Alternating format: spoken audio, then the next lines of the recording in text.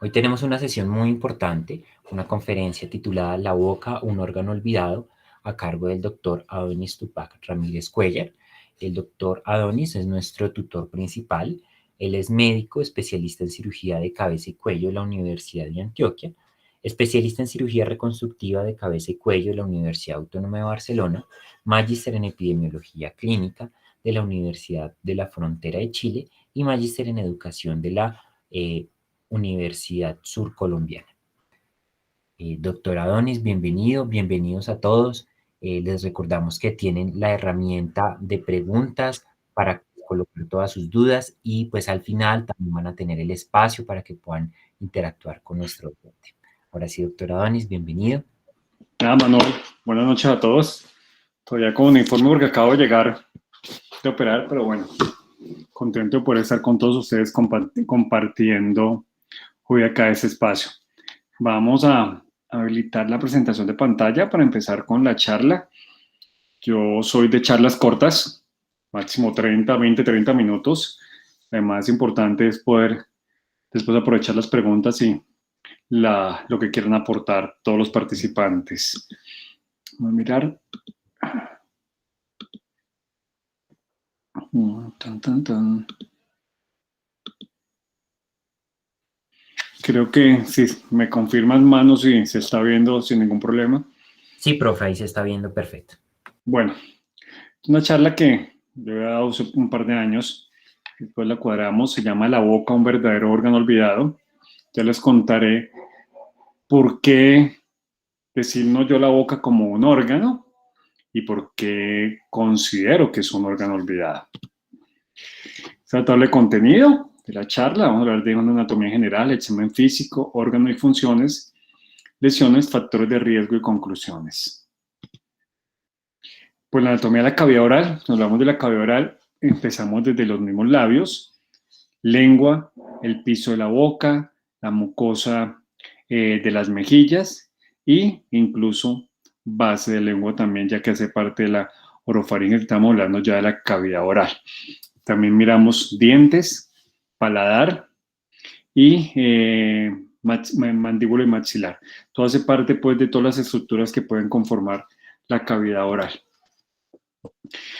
Esa es una estructura, un examen pues de la lengua y de la cavidad oral que vemos generalmente cuando obviamente, como hemos insistido, cuando examinamos la boca o la cavidad oral hay que no solo ver los dientes, sino la mucosa de los labios, de los labios, ver las lesiones externas, ver la mucosa de las mejillas, el piso de la boca, la lengua completamente, el paladar, úvula y también no solo hacer inspección, sino también una palpación de la lengua. Los que pudieron participar en el curso Cohen de cabeza y cuello, insistimos mucho en ese examen de la cavidad oral, sobre todo un buen examen de la palpación, porque ahí encontramos muchas enfermedades y podemos hacer un diagnóstico temprano de lesiones a nivel de la cavidad oral.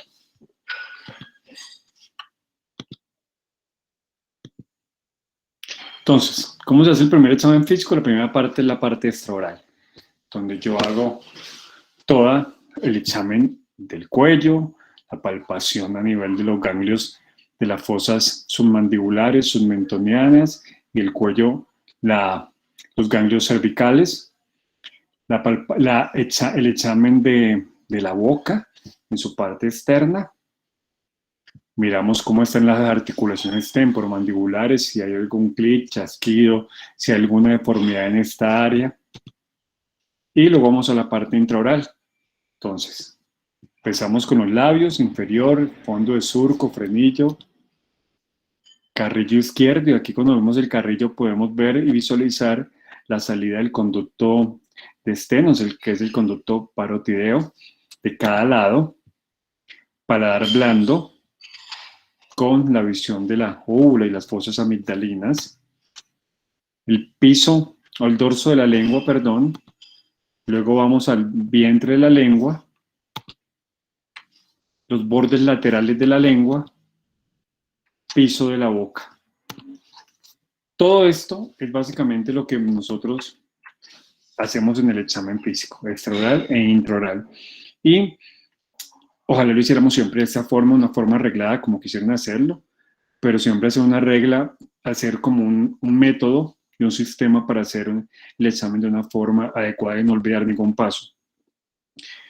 Es preocupante que la cavidad oral no se examine. Más del 80% de los pacientes que llegan a una consulta de cabeza y cuello vienen sin examen previo del médico general, del médico de atención primaria o incluso del especialista que había revisado al paciente, no le han revisado la cavidad oral ni la boca.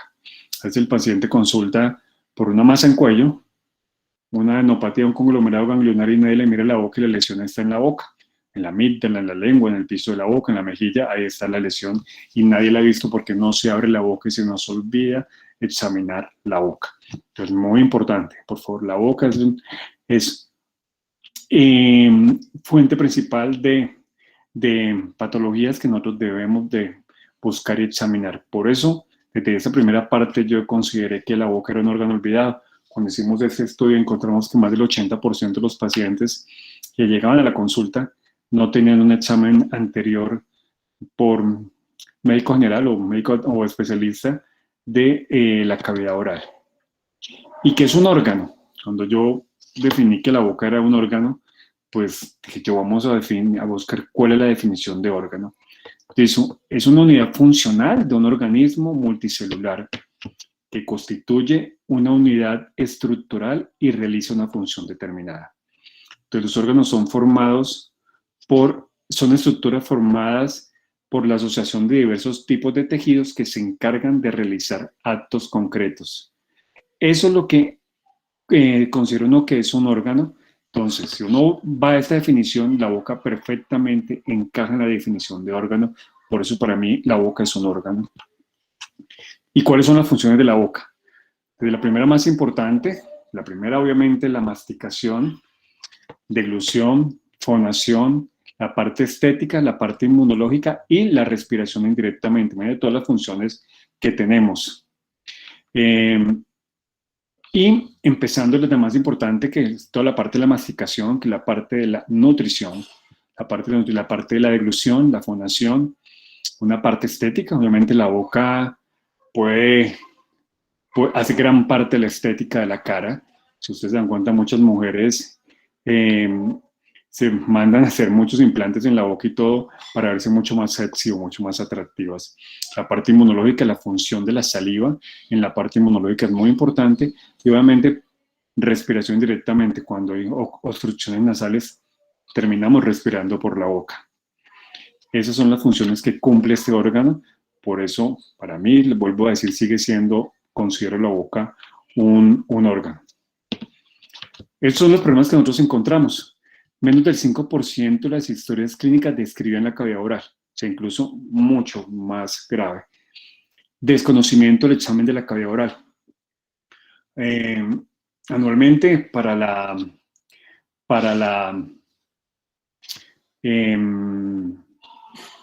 el día del cáncer, el Día Mundial del Cáncer de Cabeza y Cuello, hicimos un par de actividades en Neiva con la Facultad de Odontología y el programa de medicina de las dos universidades de Neiva, Surcolombiana y la Antonio Nariño, y encontramos que el estudiante tanto de medicina y odontología no sabía hacer un examen de cavidad oral completo.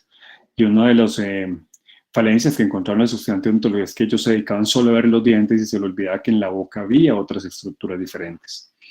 No hay un adecuado conocimiento de la anatomía y no se le da la importancia adecuada a esto.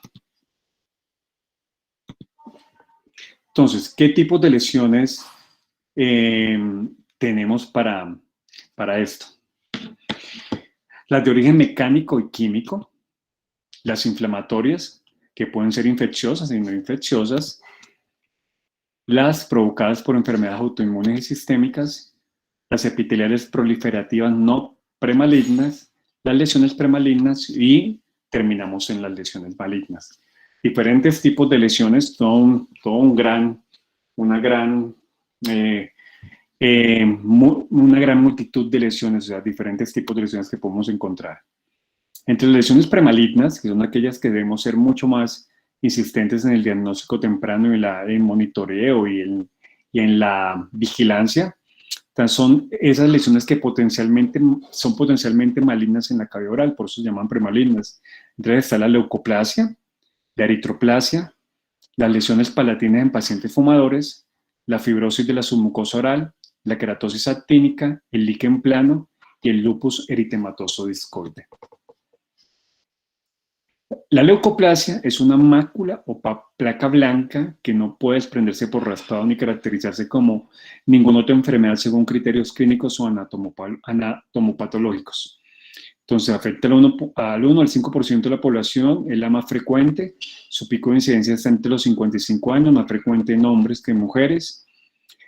La malignización se da en menos del 1%, y son en mayor riesgo las que están en piso de boca y las que no son homogéneas o tienen asociadas displasias. Hay engrosamientos epiteliales benignos y son lesiones muy displásicas combinadas con carcinomas in situ.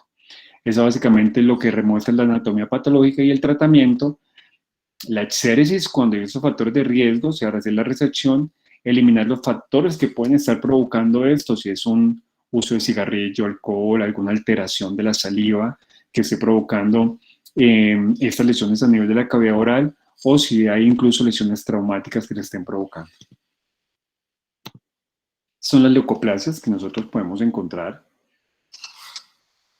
y son de este tipo, piso de boca. Son estas lesiones cuando ustedes las tocan y las mueven, las tocan con gasa o con el mismo guante, ellas no se desprenden ni tienen ningún sangrado, para diferenciarlas de lesiones que son producidas por hongos o aftas. Otro tipo de leucoplasias mucho más pronunciadas y mucho más grandes y graves, que pueden a veces involucrar en toda la cavidad oral. Y las eritroplasias son aquellas lesiones que son de mucosa roja y aterciopelada en forma de placas, de aspecto atrófico y desgastado, y en ocasiones también se intercalan con áreas queratinizantes. Entonces aparecen habitualmente en la sexta, séptima década de la vida. La malignización es 1.7 veces más que en la leucoplasia y de mayor riesgo en piso de boca y paladar blando.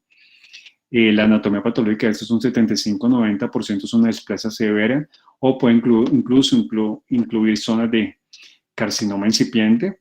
El tratamiento es la extirpación de la lesión y el estudio histopatológico completo. Son este tipo de lesiones que vemos aquí en la imagen. Este otro tipo de lesiones. Y se llama eritroplasias porque son de color rojo.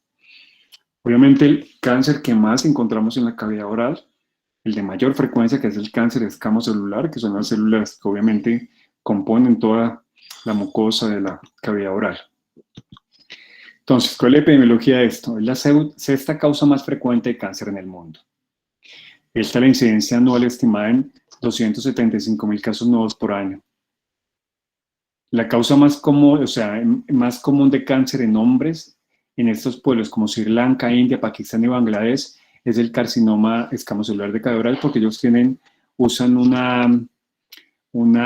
mastican mucho una almendra de Bethel, que es algo muy, muy arraigado en la cultura de estos países asiáticos, y eso lo que produce es una lesión a nivel de la mucosa oral y produce cáncer de cavidad oral.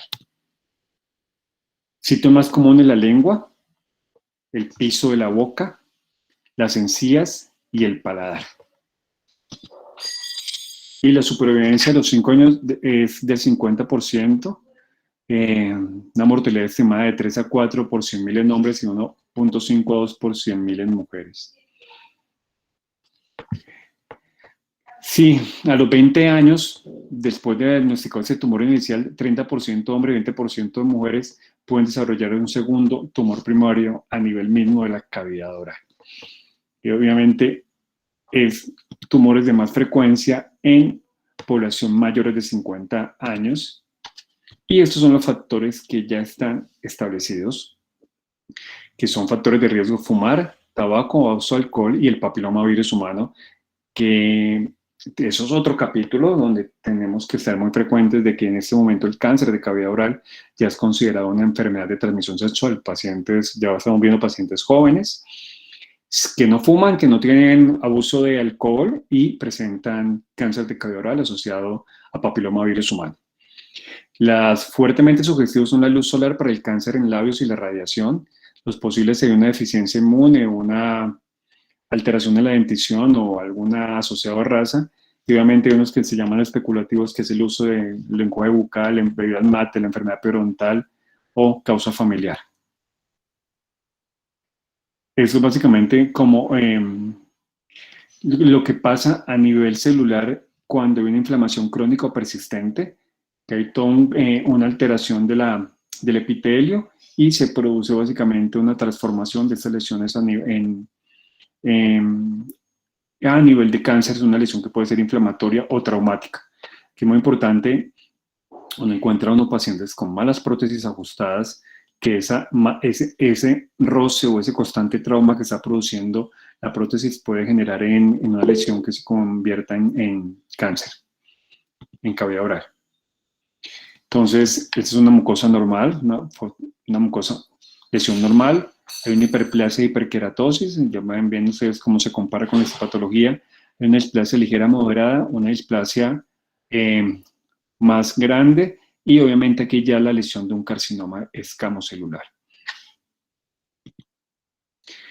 El papilomavirus humano es un virus DNA de doble cadena, no encapsulado, que codifica un total de 8 o 9 proteínas y 800 pares de bases. Tiene la habilidad para infectar cualquier tejido mucoso cutáneo y hay 179 distintos genotipos. Es de bajo riesgo o alto riesgo de acuerdo a la capacidad de transformación maligna que tenga el papiloma. Los fenotipos que afectan la cavidad oral son los mismos fenotipos que afectan el cuello uterino, que producen el cáncer. Y nosotros ya en ese momento encontramos que a esos tumores debemos pedirle siempre en la patología el estudio del papilomavirus, porque responden de forma diferente. Es una entidad completamente diferente tratar un cáncer escamocelular en cavidad oral asociado o no a papilomavirus. Como les dije, se presenta una edad más joven, media de 54 años, no están asociados al consumo de alcohol o tabaco, y los cánceres con papilomavirus negativo han disminuido en los últimos 30 años y el de papilomavirus positivo ha aumentado una tasa de 0.8% anual. Como les digo, estamos frente a una nueva epidemia. ¿Y qué pasa con el papilomavirus positivo? Se encuentran los que son más pequeños, pobremente diferenciados con mayor compromiso ganglionar, pero tienen, no se sabe por qué, una mejor respuesta a la quimioterapia que los papilomavirus negativos. ¿Qué queda como conclusiones de esta charla? Primero, para evitar el cáncer de cavidad oral hay que tener medidas preventivas, una adecuada higiene oral, una visita al odontólogo, un examen adecuado de la cavidad oral cuando lleguen los pacientes a sus consultas, de estudiantes o internos o que estén haciendo sueño rural o como médicos generales. La educación médica es importante, debemos seguir formando y seguir enseñando en el examen de cavidad oral y la importancia del diagnóstico temprano y de los factores de prevención. Aquí hago un paréntesis. Nosotros hicimos un estudio en Neiva con el grupo que teníamos de investigación hace unos años, donde hicimos una encuesta hablando de los factores de riesgo para cáncer de cavidad oral y escogimos 3 poblaciones de estudiantes. Estudiantes de psicología, medicina y enfermería. La teoría era que supuestamente los de medicina eran los que iban a conocer mejor los factores de riesgo y no fue así. Todos estaban en el mismo nivel y con el mismo desconocimiento. Entonces, el que uno sea estudiante de medicina no le da a veces mayor conocimiento a esto. Por eso debemos insistir en esa parte de la educación médica, la educación en salud, educar a la comunidad, un adecuado examen físico, una sospecha temprana de estas lesiones, lo que hemos dicho, múltiple charla, una lesión de más de 2 semanas en cavidad oral, una úlcera, una llaga que no cicatriza, hay que pensar tempranamente en un cáncer. La importancia del trabajo multidisciplinario y trabajar en disminuir los factores de riesgo y identificarlos tempranamente para hacer una adecuada consejería. Yo sigo mostrándoles por aquí esta foto de un gran amigo, que esta es, como yo alguna vez le dije, mi ciudad de la furia, Neiva, aunque ya estoy en otra ciudad de la furia que es Pereira. Muchas gracias y espero que les haya agradado la charla, hayan podido resolver dudas y generar más dudas. Abro el micrófono para los que quieran y tengan preguntas para hablar conmigo, tengan observaciones, lo que quieran hacer, con mucho gusto. Bueno, muchísimas gracias, doctora Adonis. Creo que fueron muy claros los conceptos. Jeremías, pues, creo que le da pena abrir el micrófono, pero pregunta por el chat. Buenas noches, Doc. ¿Qué herramientas tenemos como tamizaje de BPH en cavidad oral?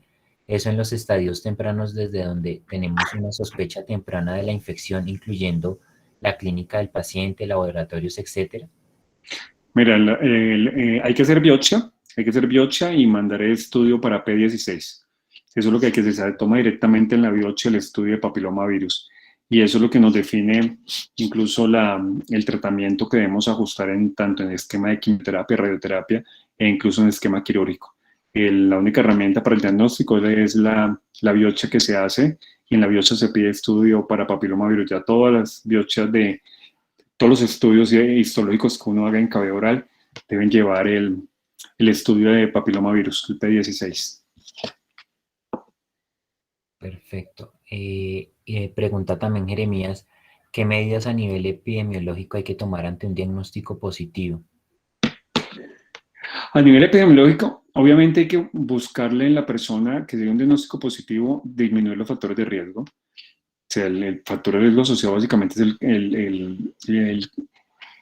el sexo oral. Entonces hay que hacer la recomendación, hacer la asesoría y decir que si pues siguen haciéndolo, pues obviamente no vamos a tener ningún tipo de mejoría. Y obviamente que si es la pareja, hay que buscar en la pareja también hacer el tamizaje de cuello uterino, estudio de papilomavirus para cuello uterino, porque pues probablemente ahí también esté la causa. Listo, no sé si alguien más tenga preguntas, pueden utilizar la opción de levantar la mano o directamente abrir sus micrófonos. Raimundo. Hola, buenas noches, doctores. Doctor Adonis, buenísima charla, muchas gracias. Mi pregunta es, ante una lesión de leucoplasia, ¿estas usualmente se tratan con algún tipo de resección quirúrgica o algo? Las leucoplasias, si encuentra uno que la lesión es una lesión que está muy extendida, que cada vez crece más, hay que buscar un diagnóstico. Se puede hacer una biopsia pequeña para decir que hay una leucoplasia y tratar de buscar cuáles son los factores que están produciendo esta lesión. Es importante buscar los factores de riesgo que tenga la persona, que siempre va a encontrar alguno para manejarlo, porque básicamente son factores de riesgo y son mucosas que son susceptibles a eso. Entonces es muy importante eso. Yo recomiendo la biopsia cuando tengo unas lesiones que son complejas, lesiones grandes, o simplemente yo, por lo menos personalmente, me llegan a esos pacientes y lo que yo le hago es seguimiento estrecho. Busco los factores de riesgo, mejoramos los factores de riesgo y hacemos seguimiento estrecho de las lesiones a ver cómo van con el tiempo. Ok, Doc. Hay otra pregunta en el chat y es ¿con qué herramienta contamos los médicos generales para concientizar a nuestros pacientes respecto a estas lesiones, como para fortalecer los programas de prevención primaria? Esta, en 2 ocasiones. Nosotros teníamos un programa que se llamó Sáquele la lengua al cáncer, donde le decíamos al paciente que debe ir a un diagnóstico temprano. Entonces, la poder que nosotros tenemos es nuestra palabra para poder dar unos buenos consejos a los pacientes, para recomendarles que deben tener una visita al odontólogo semestral, recomendarles cómo es el adecuado salud oral, uso de cepillo de dientes, seda dental, todas esas cosas que uno cree que son una pendejada, no, son adecuadas. Mirar si una persona tiene una prótesis y está mal adecuada, está floja o está haciendo áreas de trauma, hay que recomendar que hay que recuadrarla, rehacer la prótesis, porque esto puede generar también lesiones que pueden desencadenar en un trauma mayor y en un trauma repetitivo que produce un cáncer. Entonces, lo más importante es, lo primero es que yo me apropie el conocimiento y tenga la capacidad de poder transmitir ese conocimiento a mis pacientes, a mis colegas e incluso a las personas que estén a mi alrededor. Y lo más importante es la visita y no olvidarnos de examinar la cavidad oral. Siempre de esta forma que les cuento acá, y habitualmente hay que meter el dedo y tocar hasta la base de la lengua, porque eso también hace parte del examen de la cavidad oral, la palpación de la lengua, que puede no encontrar lesiones. Es muy importante eso y estar en contacto con los pacientes, con las recomendaciones de los factores de riesgo y con las visitas preventivas al odontólogo o al médico para el examen de la cavidad oral.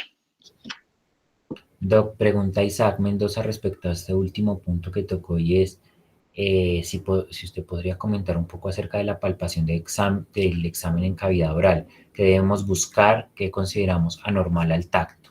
Entonces, mira, el examen de cavidad oral, yo simplemente, pues aquí voy a meterme aquí en el, creo que Manu, en la página del grupo están también los videos con el examen, ¿no es cierto? Sí, sí, señor, están en Instagram. En Instagram, para ahí también los podemos buscar y los pueden ver, pero simplemente yo entro, hago la palpación de la lengua, buscando si palpo masas o si veo deformidades o veo úlceras, y entro con mi dedo, el que ustedes quieran, eso o el otro, y palpo la base de la lengua. La base de la lengua siempre va a ser más rugosa, muchachos. Si ustedes, esta comparación es muy burda, pero yo quiero que me levanten la mano los que conocen la lengua de una vaca. ¿Quiénes más conocen la lengua de una vaca? Que me la levanten.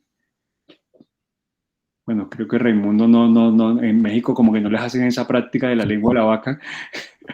No, no la conocemos. Bueno, la lengua de la vaca, si ustedes la ven, en la parte, las papilas son mucho más pequeñas, que es igual a nuestra, y la parte posterior es un tejido mucho más abultado. Así pasa en la lengua de los humanos. Las papilas son mucho más pequeñas y en la parte posterior puede ser mucho más grandes, o incluso a veces uno puede encontrar masas, y a mí me han mandado pacientes que dicen masa en la lengua y lo que encuentra uno son hipertrofia de las amígdalas linguales, que también lo pueden diagnosticar de esa forma. Si ustedes encuentran algo normal, deben consultar. Pero visualmente se siente la palpación de la base de la lengua, es diferente a la de la punta o la del tercio medio, es una zona que es mucho más rugosa y un poco más abultada.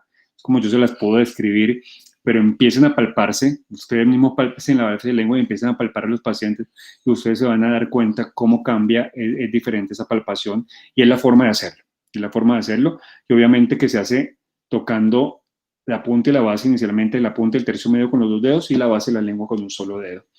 Y obviamente en boca, buscar presencia de úlceras, buscar presencia de lesiones, buscar presencia de lesiones que no pueden ser a veces solo úlceras. Acordarnos que aunque son de baja frecuencia, existen los melanomas de la cavidad oral, entonces son lesiones negruzcas que uno puede encontrar en la cavidad oral sospechosas. También hay que tener en cuenta esto. Listo, por ahora no tenemos más preguntas. Les agradecemos pues a todos los asistentes del día de hoy. Les recordamos que, perdón,